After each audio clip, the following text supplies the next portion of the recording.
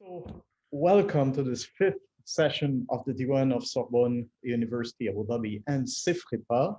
SUAD-CEFREPA will sound as a new name for most of the audience, but since January 1st, 2021, the Research Center, formerly known as CEFAS, has been renamed SUAD-CEFREPA, an acronym for Centre de Recherche Français sur la Péninsule Arabique, the French Research Center on the Arabian Peninsula. Our guest tonight is Delphine Pagès El-Karoui. Dr. Pagès El-Karoui is Associate Professor of Geography of the Arab World at Institut National des Langues et Civilisations Orientales, INALCO, in Paris. She specializes in urban geography and migration studies. Her previous work has focused on Egypt and Egyptians abroad, transnational networks, and migration narratives in film and literature. In 2002, she defended her PhD entitled Nile Delta Cities, Urban Identities and Emerging Urban Region, Tanta, El Mahalla, El Mansoura. She recently defended her Habilitation à diriger les recherches, habilitation to supervise doctoral research, with a new fieldwork on Dubai, Ville Mondiale, le cosmopolitisme à l'épreuve, Dubai as a global city, questioning cosmopolitanism. The question of the Gulf region's exceptional or non-exceptional status, particularly concerning its dealing of migration and socio-ethnic hierarchies, has been a much discussed topic lately, and I'm therefore particularly happy to welcome this talk on Cosmopolitan Dubai, consumption and segregation in a global city that aims at rethinking cosmopolitanism outside of its normative framework, taking Dubai as a case study. Dr. Pagès El-Karoui will be speaking for about 45 minutes, following which we will start the questions and debate section of this Diwan. You can send questions in advance via the conversation window on Zoom webinars, and we will give you the opportunity to speak directly with our guest. So, Delphine, you can now speak. Thank you very much, Frédéric. I'm very pleased to be here with you and invited to participate to your Diwan. And I'm very honored to present my result of my recent work on cosmopolitanism in Dubai. And I will illustrate my speech with two different examples, because as a geographer, I will be talking a lot about spaces, landscapes, and what I'm trying to do with my work is, as you said perfectly, to rethink cosmopolitanism from the case study of Dubai, but moving it out its normative dimensions. So let me just start with one figure. Dubai is very famous for different records. The highest building with Burj Khalifa, the biggest mall. But there is one record which is not so much known, which is the number of foreigners, which is about 100%. And if you, in this perspective, Dubai is the most cosmopolitan city in the world if you stick to this very first simple definition of cosmopolitanism from a very demographic point. So when you, paradoxically, although there is some research about cosmopolitanism in the Gulf, there is not so many works about what kind of cosmopolitanism Dubai embodies. There is, of course, some small work from Asef Bayat or from Mascot who have been questioning this cosmopolitanism. But I think the first idea you have to remind in is that it's thinking Dubai as cosmopolitan is necessarily paradoxical. Why is it paradoxical? Because it's non-integrative, and usually when you have in mind this concept of cosmopolitanism, it's very strongly linked with this idea of integration. And of course, you know that in the Gulf, the context is completely at the opposite, is more about non-integration. So in this context, even though if you have policies which are promoting tolerance and happiness, which could be interpreted as illiberal cosmopolitanism, I would say there is no cosmopolitan project in the Kantian perspective. So all my endeavor is about rethinking this cosmopolitanism, but starting from very empirical studies of spaces and landscape. So I will just try to move to the other one. So when you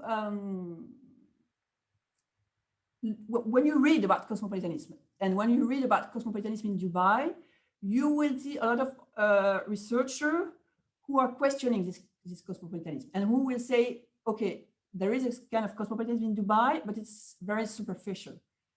And in a way, this echoes with a general thinking of cosmopolitanism from the sociologist Delanty, who is speaking of a pseudo-cosmopolitanism, which focuses only on the use of a lifestyle of other cultures to enrich one material life without normative engagement. So for Delanty, this kind of cosmopolitanism which do not engage with this normative engagement, it's automatically pseudo or superficial cosmopolitanism.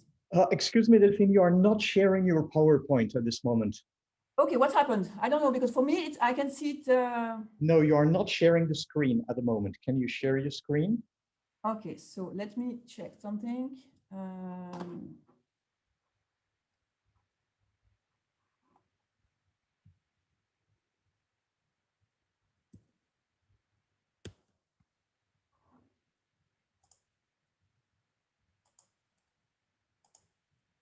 Sorry for this. Yes, you started the shift. You started it. So now you have. Okay, so sorry for the. So okay, sorry, you missed the first slide. I am now here in the second slide. can you put it on slide mode as well?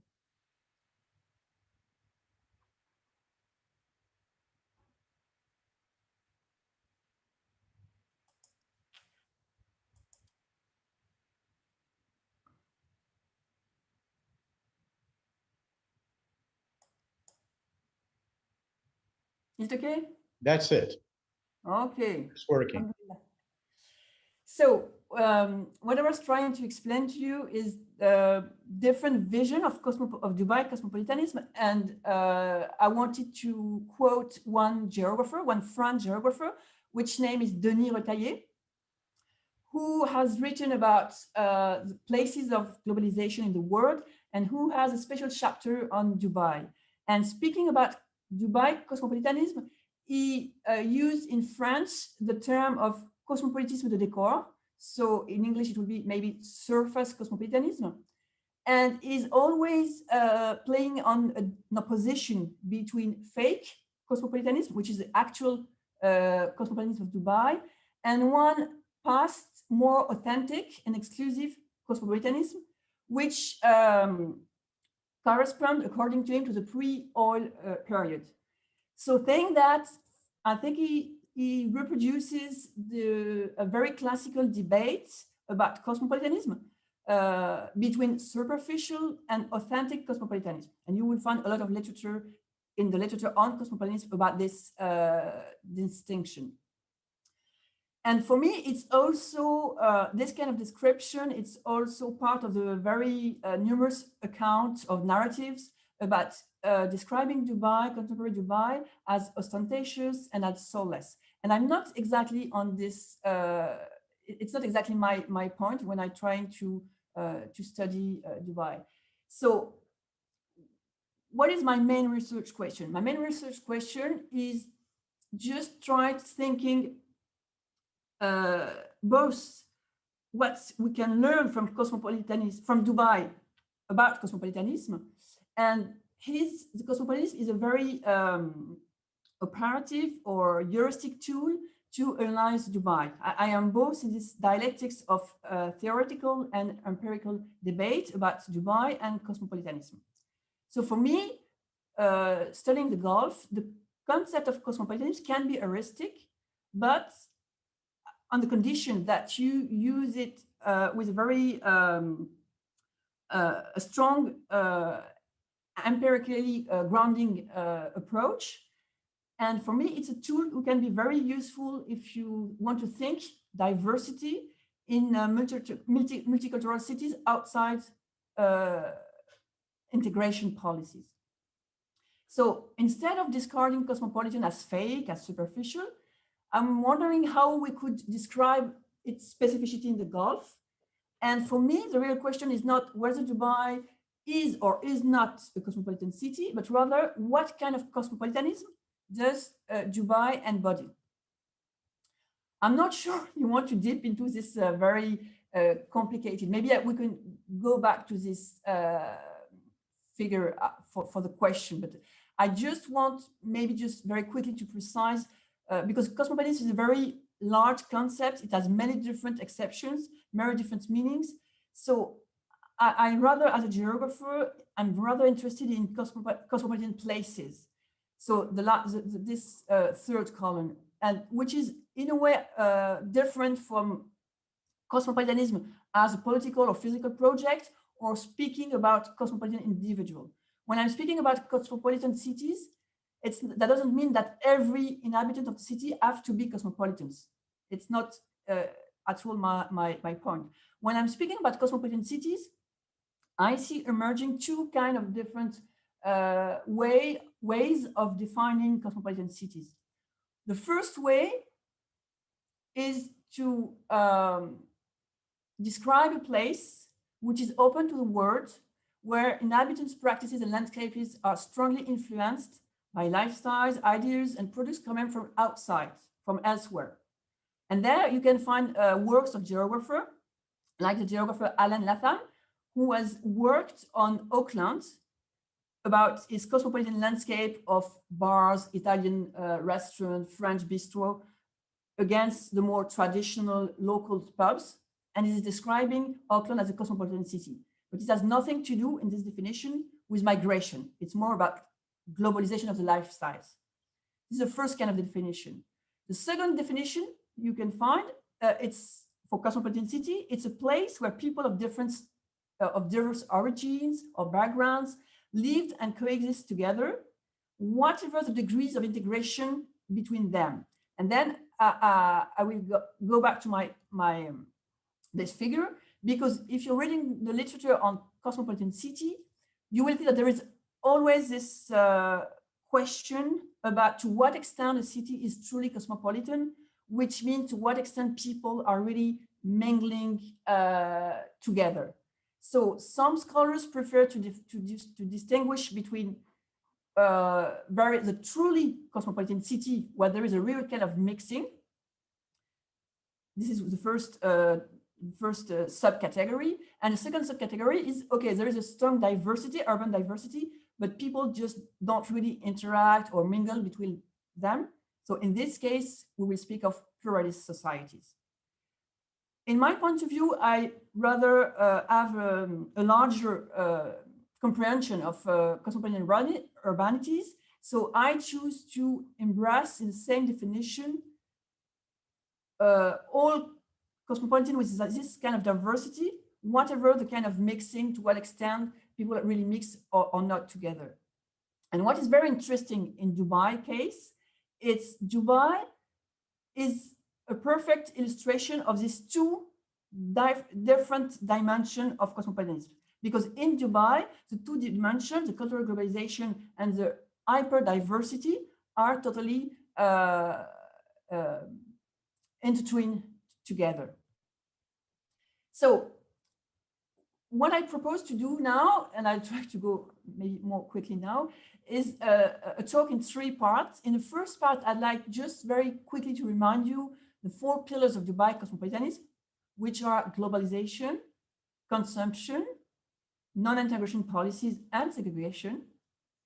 And in the second and third part, I want to go more deeper on two case studies and to see how the states shape some cosmopolitan places, some cosmopolitan spaces, in order to achieve the status of a global city.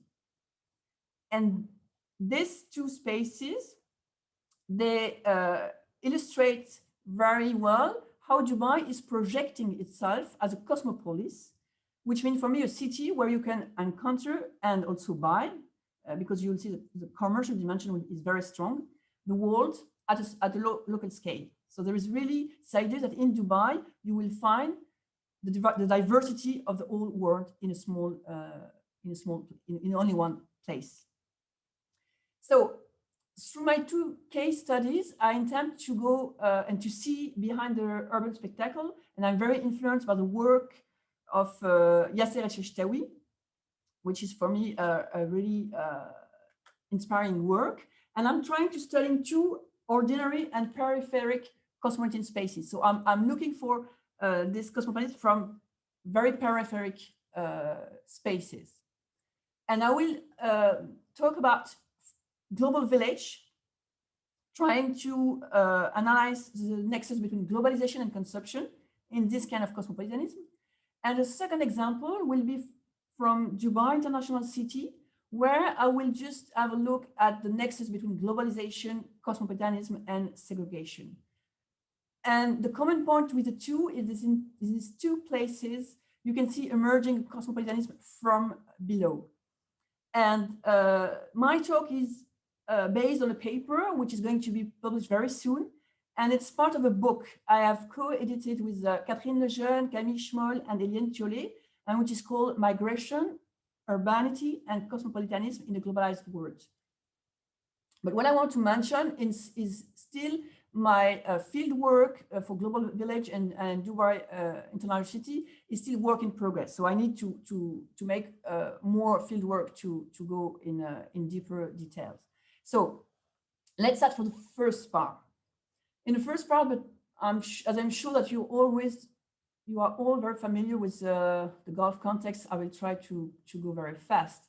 So the first pillar for cosmopolitanism in Dubai is, of course, globalization.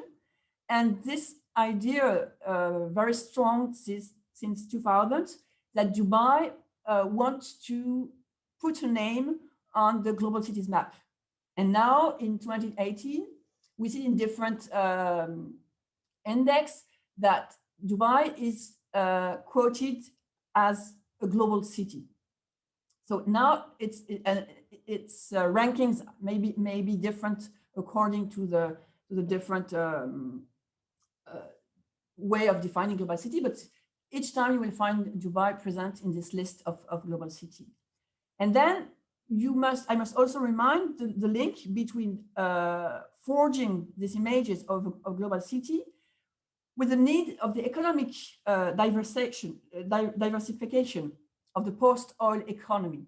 So the global image is a way to enhance this economic project of enhancing trade, finance, real estate, and tourism.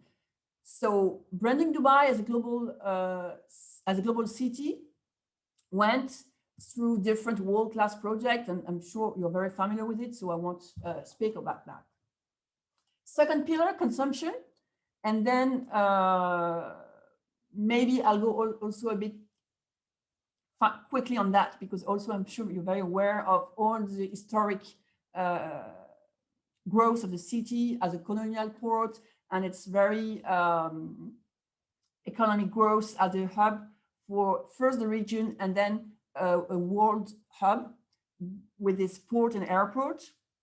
But there is always this idea that tourism and commerce are very strongly linked, and that the malls, the big malls, are the cosmopolitan places per excellence, as it was showed by Laura Safre, and which provide world-class consumption infrastructure to express, to facilitate this global lifestyle that people want to move in Dubai, want to invest in Dubai, will be looking for as a proof of its status of a global city.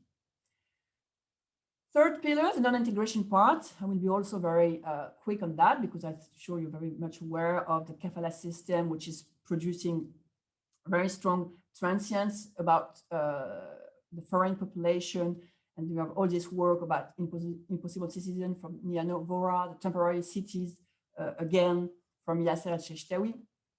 But this is very constitutive to a cosmopolitanism, which is where temporary places, temporary people are the main aspect of the social life.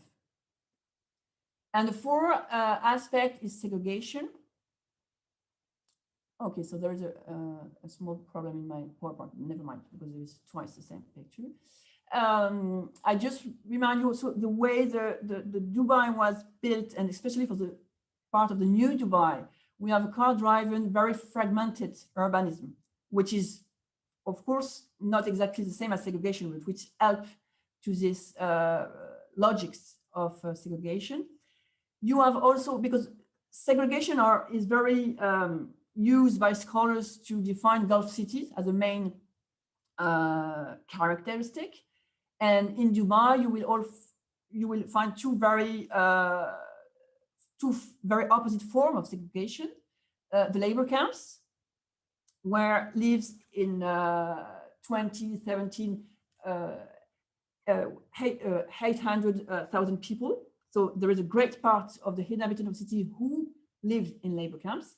And on the other part, the gated communities. And there, I don't have any figures about how many people live, but of course, it's quite less than that. So saying that, you have also in another paper, I've also tried to build with Yasser and Françoise Baroken, we have built indices of segregation, and we have found that indices of segregation in Dubai are very, very strong. So it's maybe also one of the most segregated cities in the world. But at the same time, I just want to remind that there is also spaces of strong mixing in public space.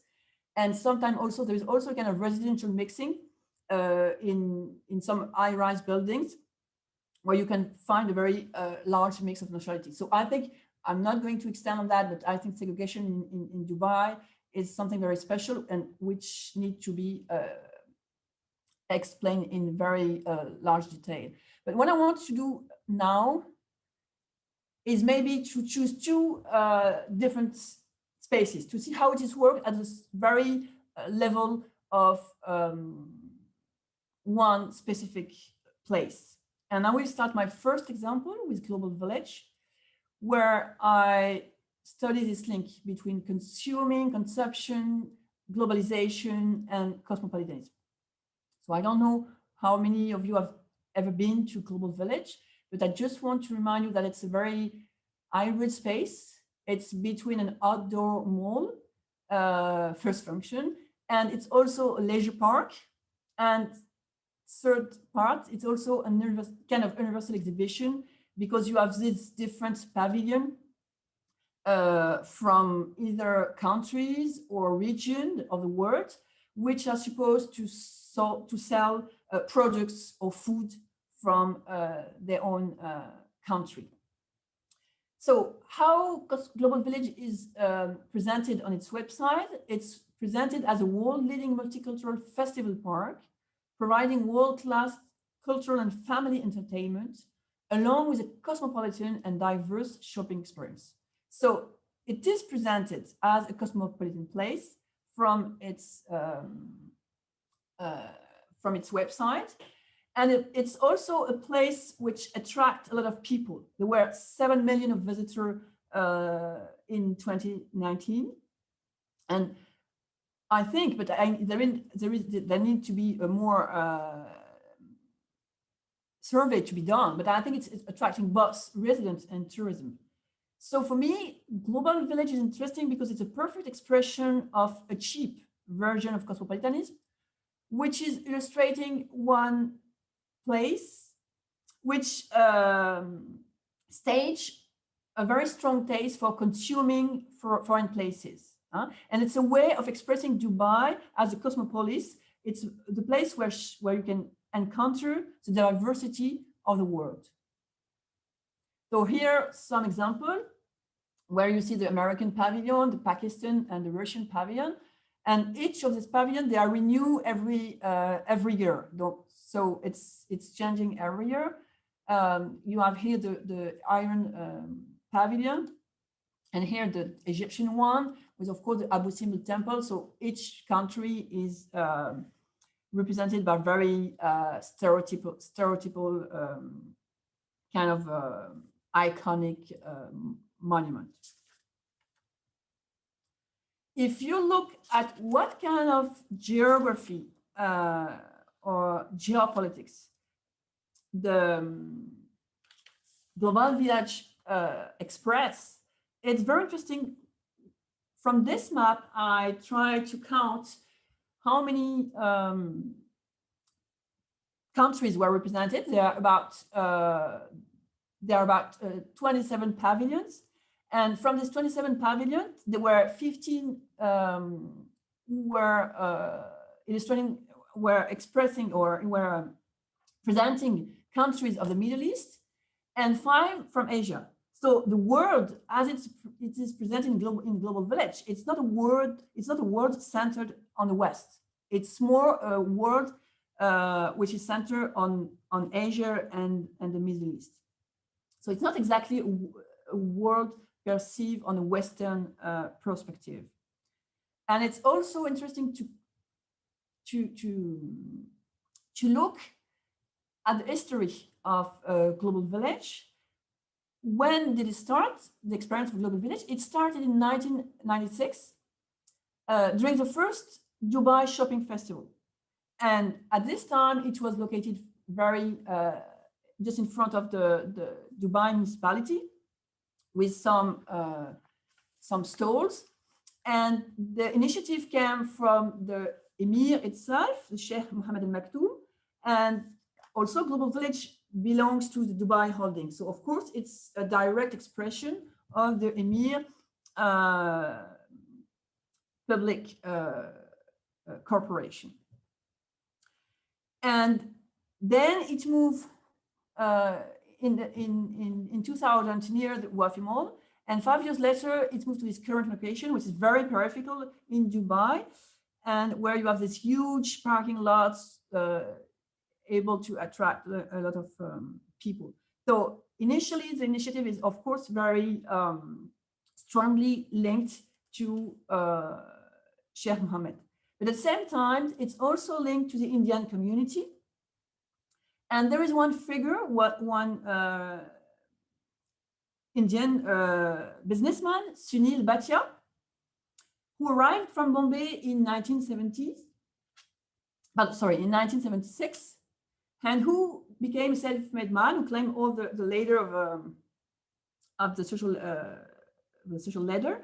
And when he started participating to Global Village in the first edition, while he was involved in the Dubai Indian Association. And from the beginning, the Indian pavilion played a very central role in the Global Village. And then he had his own corporation, his own firm, and he extended progressively his business. And now he's running also the China and the Europe pavilion. So he's one of the one who is managing the different pavilion. So I think this is interesting because you see here the different kind of actors which play a role in Dubai growth and in Dubai main landscape, and the strong presence of Indians inhabitants. What is also interesting to have in mind studying Global Village is it's relatively a cheap place. Dubai, of course, you know, is rather very expensive. And there, the entrance ticket is only 15 dirham, which is not that much. So it's one of the rare, cheap leisure places to go. So that's why we can speak about this place using the term of vernacular cosmopolitanism, if we just take the word from Nina Webner. So we are not at all in the elitist perspective of cosmopolitanism. So it's a cheap place. It's a place also open to, I don't know, there's something wrong with my PowerPoint, because of course I didn't put this.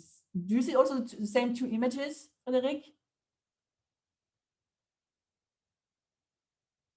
I can't hear you anymore. Well, Okay. sorry, my mic was off. Yes, we still can see the images, certainly, yes. But it is the two same, because there is a problem. For me, I didn't put the same images. So, okay, never mind. There was another image, but I don't know, it's something very strange happened. The other image disappeared, was replaced by the same image.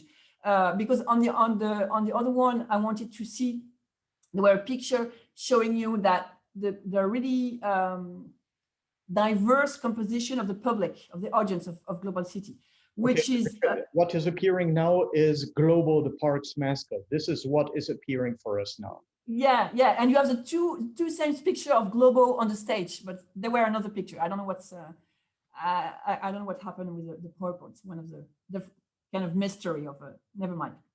So this Globo mascot is also interesting because it's very representative of this idea of Global Village as an illustration of the diversity of the world. But what I wanted to say, to show you with the other picture, which is not appearing, it's that you have a very diverse population attending to Global Village. And what is very often said is that you can find also many nationals who are very visible in Dubai, in Global Village, and they are not. It's not the case in every other public space in Dubai. So paradoxically, it's a place where nationals are highly visible, and several papers insist on that, saying, if I just quote very quickly this from a national thing, there are people there of all nationalities, from all walks of life, representing the full gamut of Dubai multicultural makeup. All of the city perceived hierarchies seems to melt away. Literally and metaphorically, it is a common ground that is so often lacking in the UAE. So what I find interesting here, that Global Village is presented as a place where this kind of really melting pot or cosmopolitanism is expressed, and which is very rare in other places. So it's described like as an inclusive places. Of course, we can disconstruct, but this is a way that there is several papers going in the same ways of describing Global Village as kind of very inclusive places. At the same time, if you look at different commentaries from visitors who generally are very positive about Global Village, you will see that people enjoy it very much. And there is also a problem with my PowerPoint, because I had a quotation from someone who is defining himself as a white Westerner, saying that white Westerners are less than 5%. And he says the Global Village is a very culturally diverse place and seems to be where everyone else in Dubai goes. So it's insisting of the way that it's where non-Westerners go. So it's interesting for me to see this place as a place for non-Westerner, but very diverse. And you have this also, other quotations say, the world is here, it's a truly global experience. And you have this interesting quotation from Farouk Mohammed saying, having a lot of fun with my children, surely visit again to explore more world country without visa. And this little smiley, which shows that the visitor is not at all,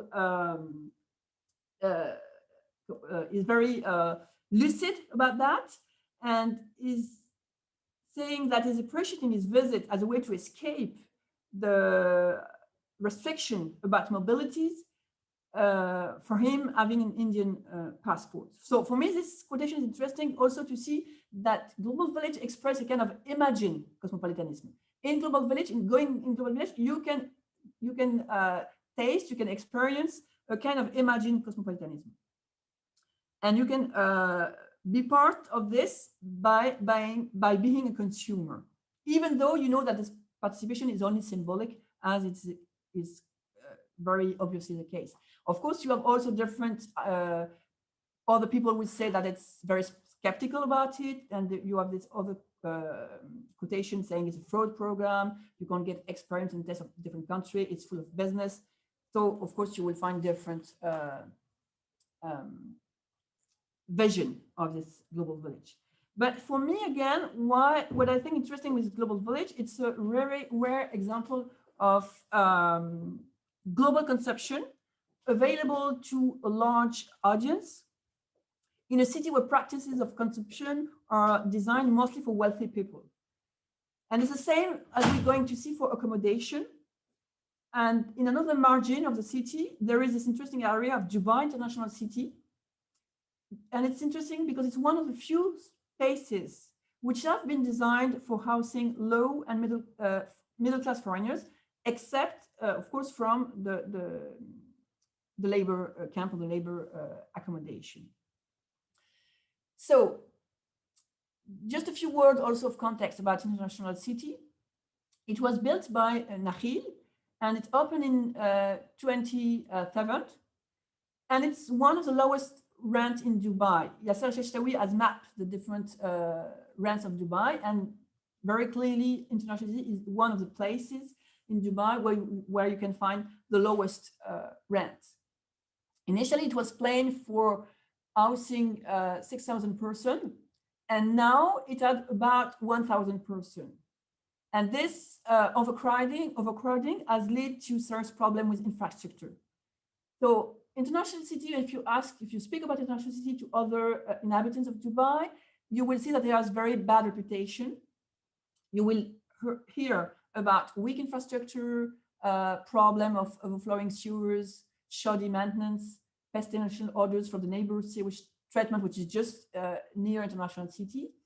You will hear about endemic prostitution, difficult access at peak hours, and very huge problem of parking during day and night.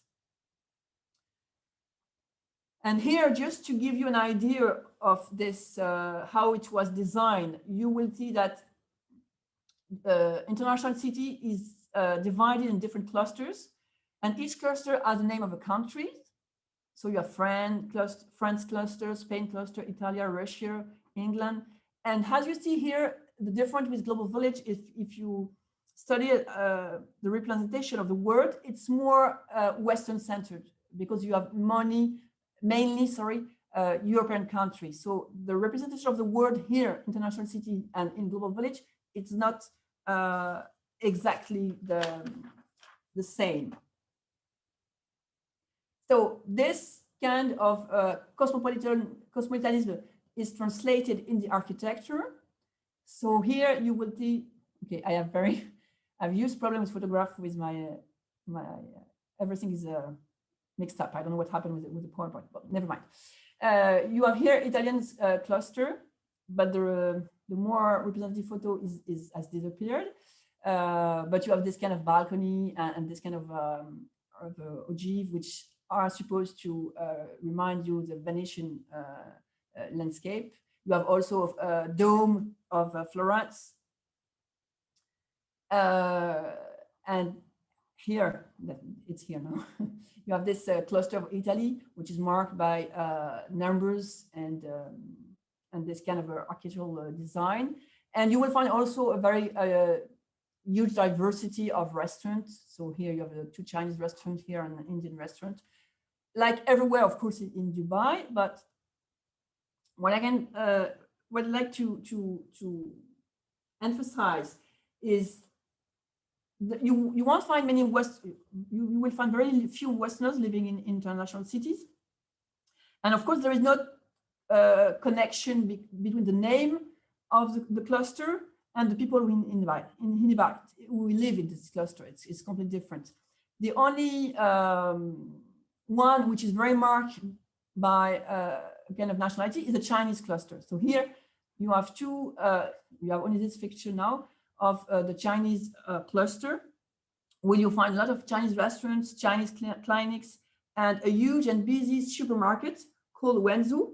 where you can find different products from China, vegetable, fruits, and everything is written, of course, in Chinese, when you can find pork.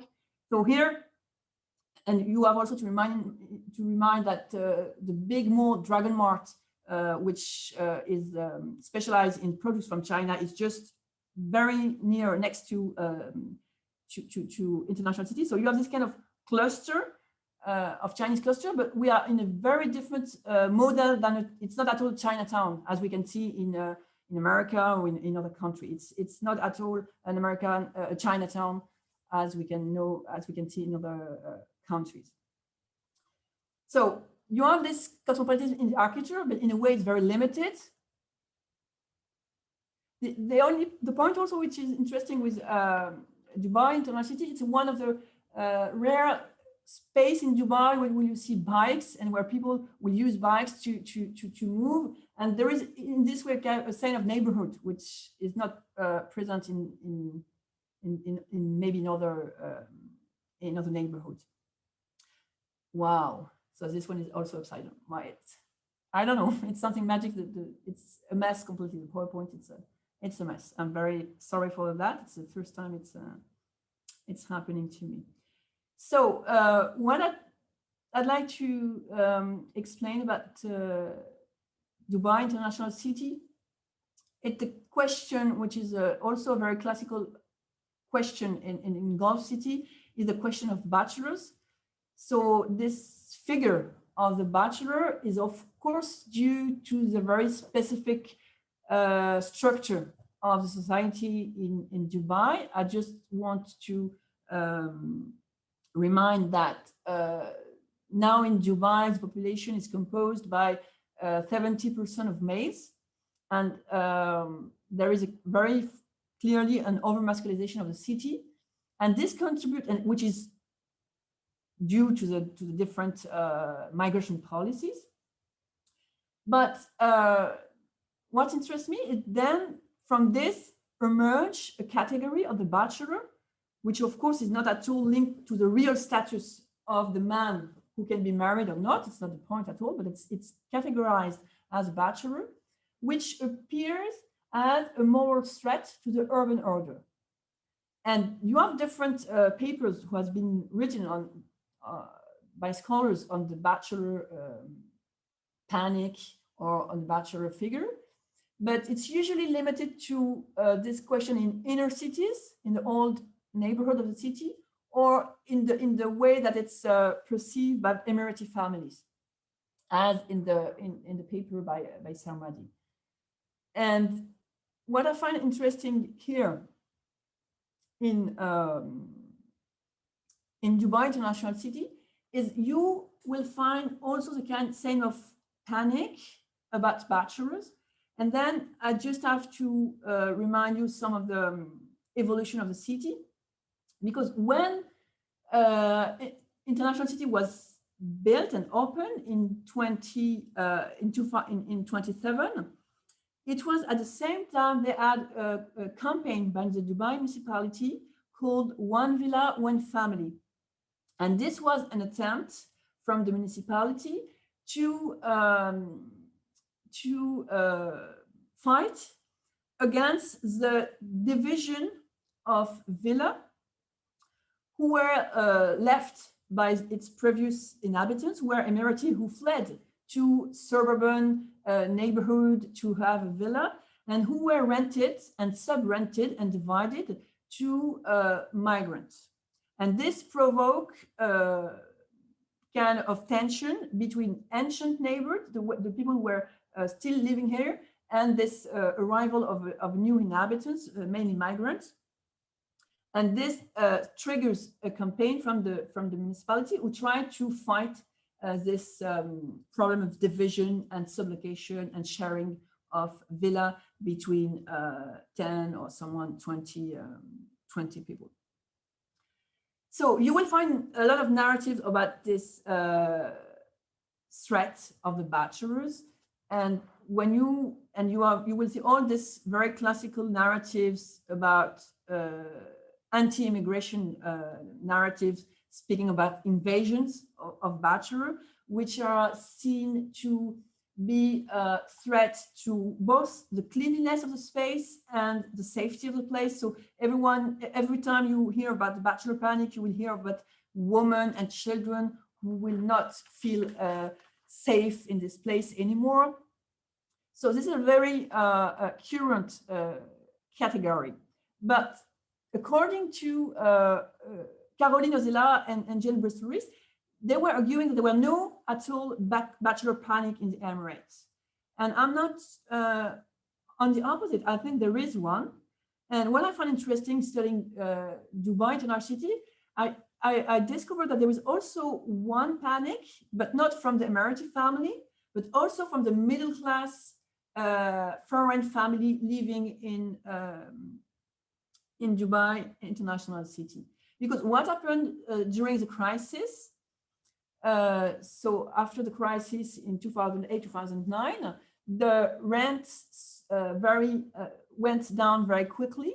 So a lot of people left their apartment to other or bigger or nicer apartments in other part of the city. And then a lot of employers choose Dubai International City for accommodation for the workers. So in Dubai International City, which is mostly limited to studio and one-bedroom apartment, you will find also sharing accommodation with sometimes like 20 people in one-bedroom apartment. This is very, and so this completely changed the idea of the place. And at the same time, because of the crisis, Nakhil also stopped to, the maintenance of the infrastructure were not as good as it was at the beginning. So there were progressively a deterioration of Dubai International City, and you will find a lot of discourses, narratives about international city becoming another Sonapur. Sonapur is this huge labor camp in the old part of Dubai, and you have all this very negative way of describing international city as a bachelor city, a shantytown city, a city of crime. And there is one quotation which I found very interesting, saying from one inhabitant of Dubai International City, if they do not segregate bachelors from families, this place will become a total labor camp. So here you will find that this idea of segregation, it's also an idea and which is shared not only with, it's not only a logic which is part of the main thinking of Emirati family, but it's also part of the thinking of middle class foreign family. So there is a kind of ethos of non-mixing which is prevailing, and all this kind of debate, I found it in the different commentary after a paper from Gulf News, and there was this debate, and there were only very few readers saying that trying to defend laborers and the so-called bachelor, and shifting the discussion to the problem of lack of cheap accommodation available to workers in Dubai. But these people taking the defense of the bachelors, they were clearly not living in Dubai International City, but saying living in Dubai Marina, so very different, more posh city in part of the city. So if you look at this claim for more segregation, it's interesting to know that it's now a vision of the city that is shared by middle and upper class, and it goes beyond national difference. So my question is this a sign for an integration to a common culture of the different inhabitants of Dubai, whether they be national or foreigners? So as a conclusion, we'll just try to wrap up the main idea of my talk. Just remind that I envision the Dubai cosmopolitanism based on 4 pillars: globalization, consumption, non-integration, and segregation, even though it's not, segregation has to be, of course, there is also very important part also of mixed places and not only segregation. But what I want to highlight is that in its quest for global visibility and status, Dubai government has promoted a very friendly and positive image of diversity, and it encourages the construction of cosmopolitan landscape that cater for a global taste for consuming foreign place. And both Global Village and Dubai International City illustrate this need to present Dubai as a cosmopolis. Though my main question is how Dubai, analyzed through these two ordinary spaces, maybe a valuable case study to broaden the base of cosmopolitanism to low and middle class and to non-Western cities in the context of migration. So can we take Dubai as a case study to rethink cosmopolitanism for a non-Western city? And for me, and I will finish on this last slide, the two spaces, they convey an image of worldliness, and their built environment plays on this representation of global diversity, of this image of, in French, we say la ville monde, the cosmopolis. So we have here two forms of suburban non-Western cosmopolitanism. And if I want to differentiate the two spaces, I would say that Global Village epitomizes the commodification of difference, where cosmopolitanism is performed as a form of global consumption, but where logic of inclusion prevail. And at the opposite, I would say that Dubai International City, what I try to show is the novelty of the extension of the logic of exclusion from Emirati family to middle-class foreign residents, and from inner city to peripheral areas.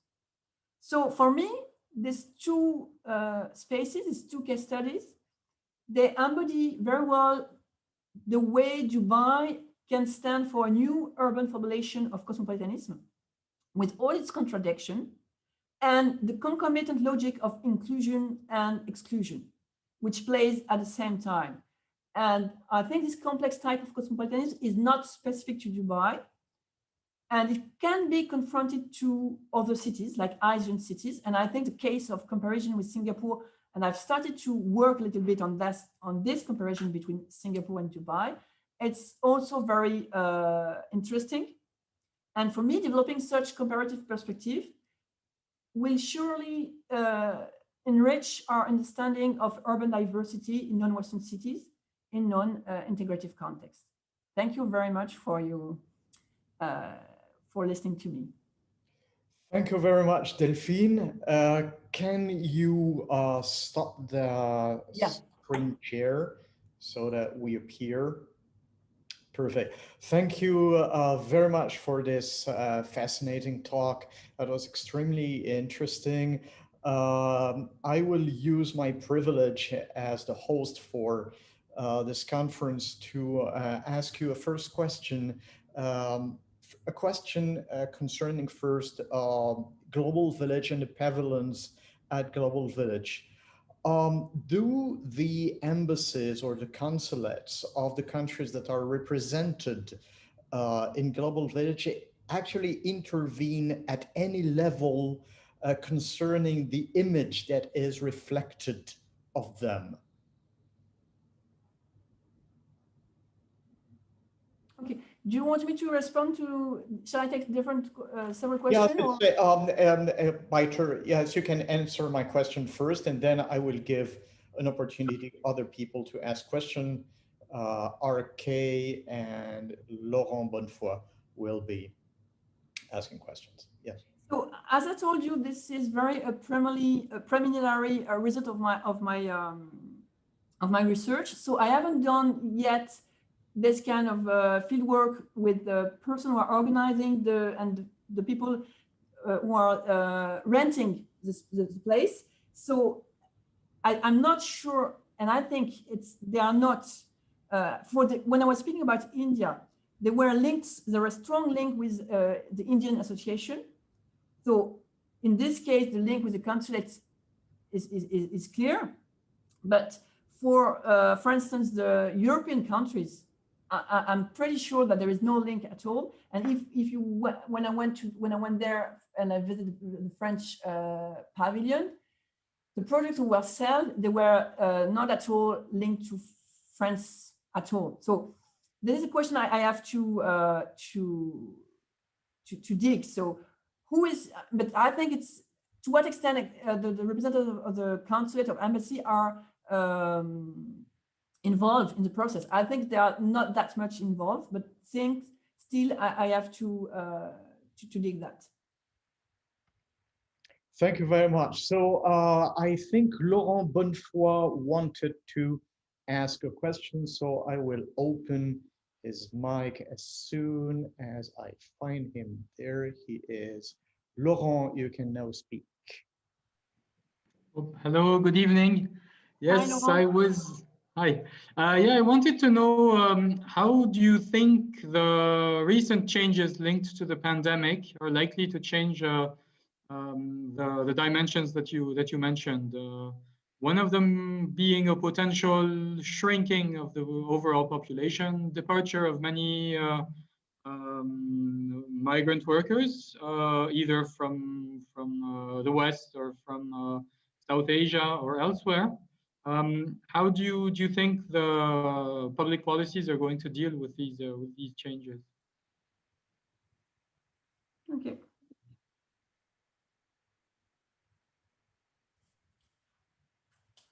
So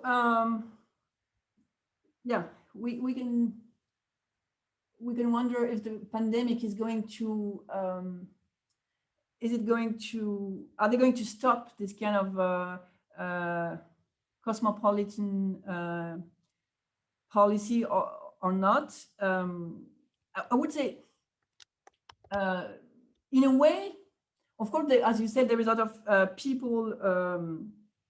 There are a lot of people who left the country, but at the same time, what I've just noticed about Dubai, and it's very different with Abu Dhabi in the way they responded to the pandemic.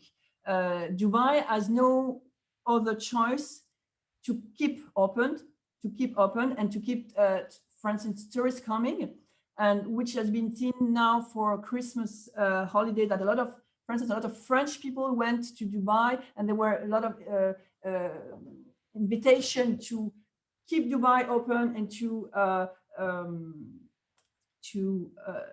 try to offer a tourist destination when you can live as if the COVID does not exist. That a lot of many people I know from different social background in France, they went to Dubai for holidays, and they were just arguing that the way they choose this destination, even though it's very now complicated to move outside France.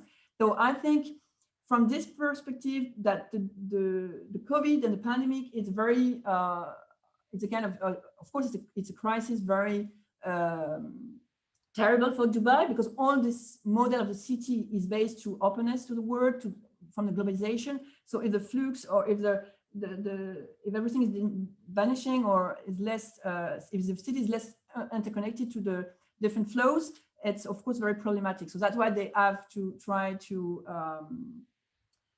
continue as much as possible, and that is again not at all the model chosen by Abu Dhabi, but the economic model is completely different. So Dubai has not the same, of course, financial possibility that Abu Dhabi has. So I think it's explaining the different choices. I would say also that the pandemic revealed very strongly the strong inequalities of this cosmopolitan society, while we see this neighborhood of all Dubai being stuck in quarantine, or the spreading of the virus in the labor accommodation, or the problem of the people and the geopolitical tension between India, Pakistan, and the who didn't want to, the way it was hard to let the migrants coming back to their home country. So I think the crisis is also a very good, how do you say, way of expressing this very strong inequalities that the model of Dubai is based on. Thank you. I will now open the microphone of RK. I don't know if RK is a gentleman or a lady. Can you present yourself and then ask a question or two questions? Yeah, hi. Can you hear me? Yes, we can. Yes. Yeah, this is Rana. Thank you so much for the presentation. So I had two questions. The first one is I'm wondering about how, because I think I heard something being presented in the beginning about measuring segregation, and that Dubai is one of the most segregated cities. And I'm wondering, how do you measure these things? Can you give us a bit more details about just in general, how what are the ways to measure segregations in cities? And the other question is about cosmopolitanism versus multiculturalism, and just wondering, how do these two different labels or terms differ, and how to apply them to Dubai? Thank you. Okay, thank you, Rana. So for the first question, we I would say first that I'm mostly a qualitative geographer, so I'm not a quantitative geographer. But we, with Yasser El-Shelsawi, we had the occasion to work, and with a French cartographer, which is called Françoise Bauken, Yasser was able to have some data about the figures of emirati, non-emirati, and workers in each subsection of the city. So at the intra-urban level, he had the figure for 2010. So with this figure, we were able to build segregation indices, and so I didn't put them because it's a all different paper, but we found that the segregation indices are very strong if you compare to this segregation indices with American city and things like that. So they are very strong, but at the same time, it's based also on very rough categories between emirati, non-emirati, and workers. So in a way, it would be very interesting to have more refined data on nationality, but of course, it's not available. But this is the way it was a tentative. Yeah, I don't have the map, but we mapped this at the intra-urban level. So it was very quantitative work. For the second question about cosmopolitanism in multiculturalism, as I tried to show you in the first big table, there is different way of using cosmopolitanism. In some ways, you will find that multiculturalism is taken as a synonymous of cosmopolitanism. Or if you say a multicultural city will be the synonymous of a cosmopolitan city.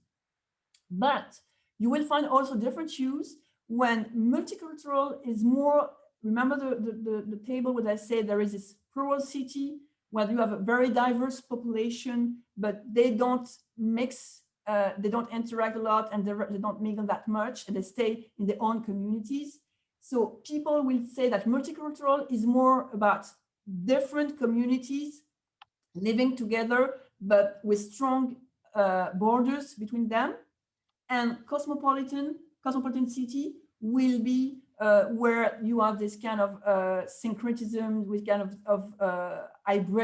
hybridation, which is coming out from this coexistence of people. I'm not sure I'm very clear, but you have the two different use and meaning. Some are say they are equivalent, and other scholars will say that multicultural is more when you have different social groups who don't mix together, but they live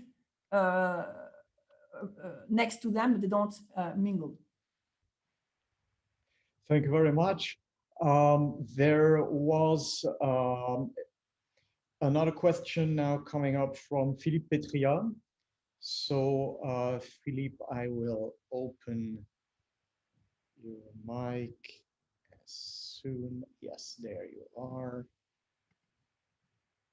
You can now speak. You can now open your mic and speak. Can you hear me? Yes, we can. Okay, thank you. Thank you for this thrilling talk, Dr. Bajeskari. I had a question about the comparison you just made between Dubai as the global village and the international city. I mean, it's a kind of methodological question. Are we comparing the same thing? Because as you suggested, the first one is a kind of consumer experience where visitors can, I mean, assume, go back to their home once they... Philippe, I'm sorry, I can't hear you well. Yeah, Philippe, maybe I could read your question because your microphone is almost unhearable. So I will read the question that you already prepared, if that's fine for you. So Philippe was saying, I have a question about the comparison you made between global village as an inclusive cosmopolitanism and international city as segregated cosmopolitanism. And Philippe is asking, are we comparing the same kind of experience? The former is a consumer experience for middle and upper classes able to go back home once they end their visit. The second is a non-chosen place of living where people might not have the feeling of inhabiting a cosmopolitan place. Okay, yeah, Philippe, I totally agree with you. Maybe I was not very, because I wanted to go fast and maybe I was not clear. I'm not saying that these two places embody two different kind of cosmopolitanism. That's not what I wanted to say. I just wanted to say that they express different expression of the cosmopolitanism in Dubai. Because for me, Dubai is a mix of different logic, contradictory logic of inclusion and exclusion, and maybe it's a bit too. Maybe I'm going a bit too far saying that this is inclusive and this is exclusive, because of course this is like maybe a default of my presentation because I want to go fast and I want to make categories. So in a real debate, of course, I won't be so clear. But what I'm trying to say there, it's the way there is logic of inclusion in Dubai, it's through consumption. And global village in this way, it can is a good expression, a good example of that. And you are completely right. They are not at all the same experience. You have experience of consuming, of consumer, and experience of living in inhabitant. So my intention was not at all to say there is one cosmopolitan there and another one. But what I want to say also that global village is also very, there is a lot of people living. When I started to, the real fieldwork I've made extensively in Dubai was with Egyptian. And Egyptian living in global village, a lot of them, they go to global village. I won't say the same for French or for Westerner. They were maybe just, it's not a place for them. But what I mean is global village, I think it's, but I don't have any figures, but it will be interesting to see how many tourists there are as visitor and how many inhabitants. But I think there is both. I mean, from my point of view, but still it needs to be, I have no evidence of what I'm saying. But maybe I hope I make it more clear that my intention was not at all to oppose two different kind of cosmopolitanism. It was more to illustrate two different trends of this very specific cosmopolitanism in Dubai. Thank you. Adrien Dubux, I think you have a question, so I'm opening your mic. You can use it now. You have to open it yourself at the same time. Adrien.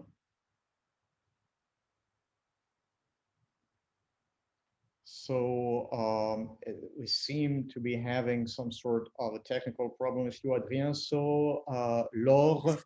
Oh no, Adrien, perfect. Yeah. Okay. Sorry, switching the room because my baby boy is there. So thank you very much, Delphine, for the presentation. Hi, Adrien. Yeah. It's nice to sorry, my question. Yeah, my question was about. Do you think that the very non-inclusiveness, which is really a core of the UAE model, Sorry. Adrien, So can you do you write think down that your this question in non-inclusiveness, the which chat? is clearly written in a strong sense of the Adrien, we cannot hear you. Your mic is not sorry? working very well. Could you actually write your question in the conversation Hello? window?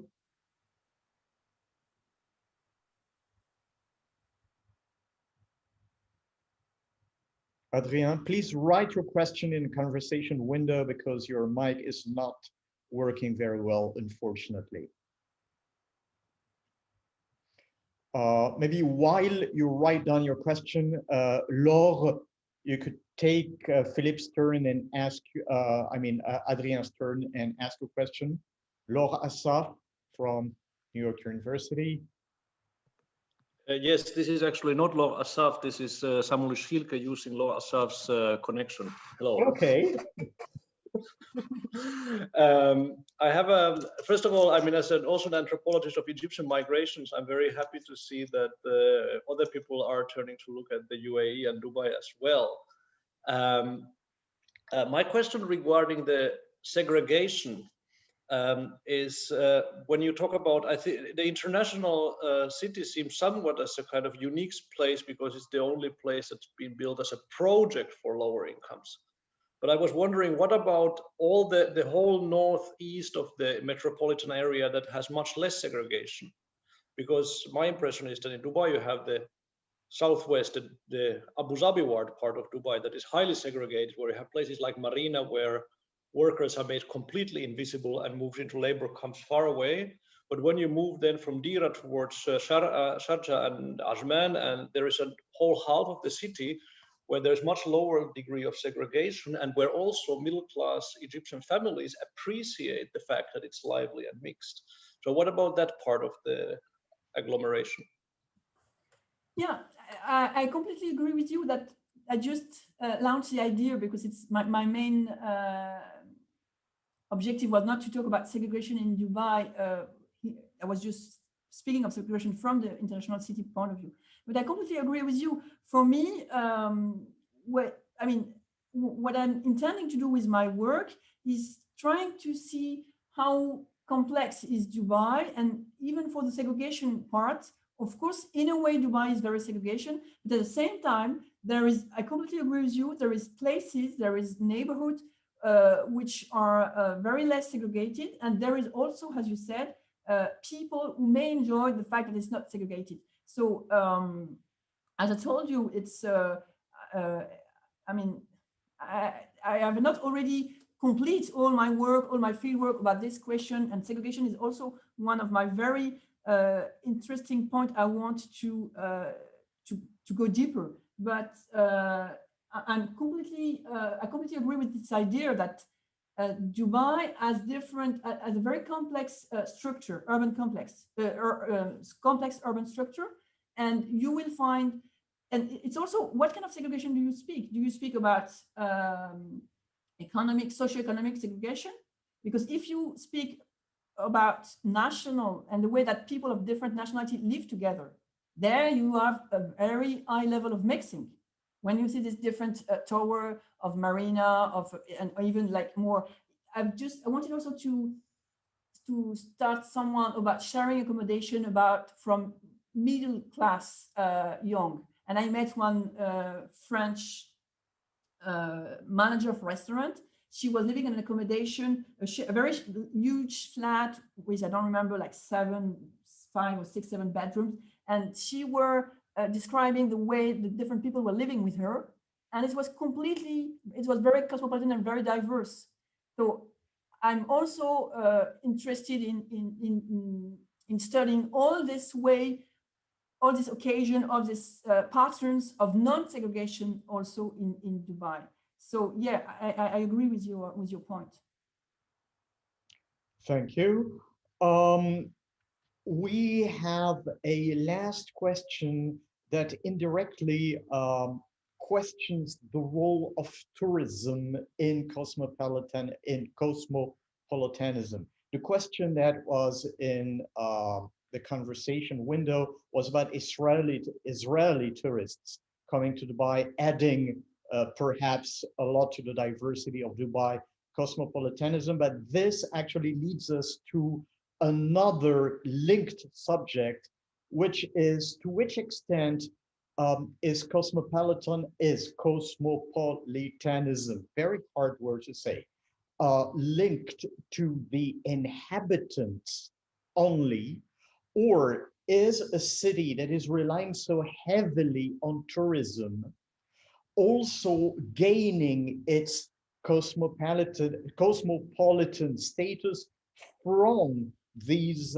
unrelenting waves of tourists coming from everywhere in the world?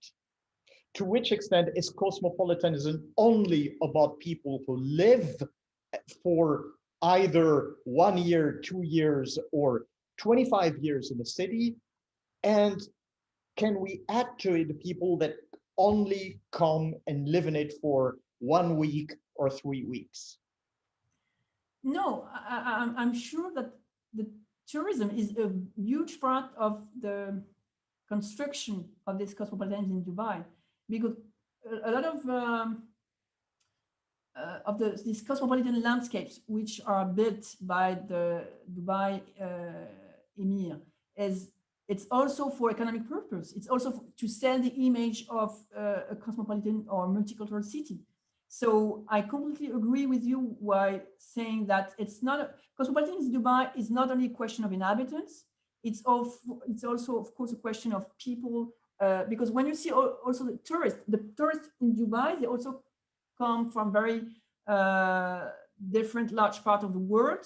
There is more European. There are also, I mean, you will find maybe less American or North American, but there is also, I mean, the tourists itself are very diverse, and of course they add to this cosmopolitanism. But it's kind of how could I put that?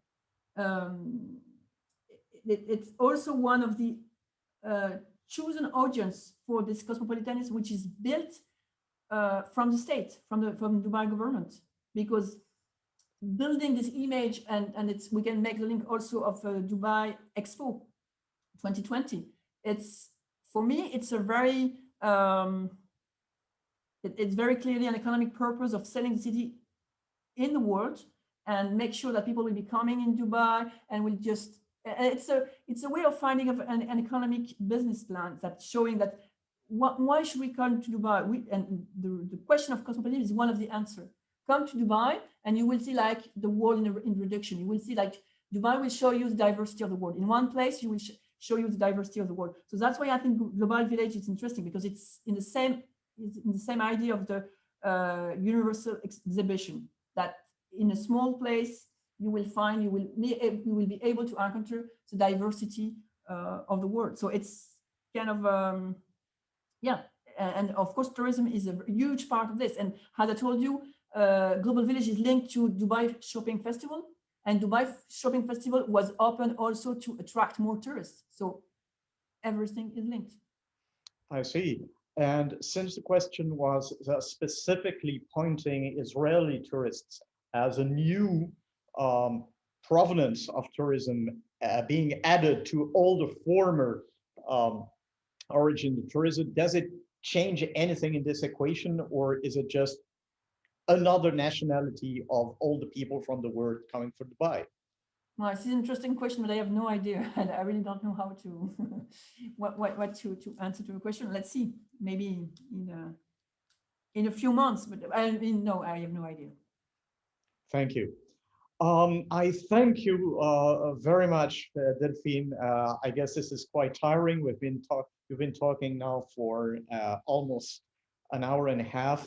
So many thanks for this extremely interesting and extremely rich talk.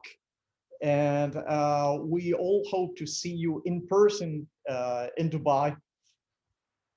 I would love to. I would love to. As soon as possible. It's becoming increasingly difficult these days with the pandemic, but hoping to see you soon. Thank you again for this talk. And thank you again for inviting me. I was very pleased to be here and to share my work with you. Thank you so much for all your questions. Okay. Bye-bye. Goodbye. Have a good afternoon in Paris. Bye, Frédéric. Bye. Good evening for all the people watching us in the UAE.